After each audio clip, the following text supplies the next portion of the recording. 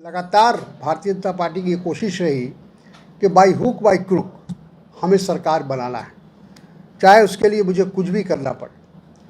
उनको इस बात का ज़रा भी ख्याल नहीं है कि लोकतांत्रिक जो व्यवस्था है उसमें ऐसा होता नहीं।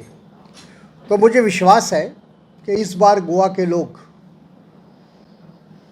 बहुत सोच समझकर अपना फैसला सुनाएंगे और इस बार कांग्रेस पार्टी को, क्योंकि पिछली बार जो उन्होंने जनादेश दिया था उसमें जो कमी रह गई थी, उस कमी को ध्यान में रखते हुए इस बार पूर्ण बहुमत कांग्रेस को यहाँ मिलेगा और गोवा में कांग्रेस की एक मजबूत सरकार बनेगी।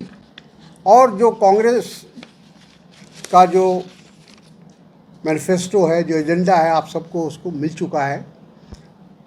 कांग्रेस ने हमेशा विकास की बात की है, देश को आगे बढ़ाने की बात की है, राज्य को आगे बढ़ाने की बात की है। हम आगे भी अपने उस एजेंडा को लेकर चलेंगे। हम ये पूरी तरह से आपको ये विश्वास दिलाना चाहते हैं, गोवा की जनता को विश्वास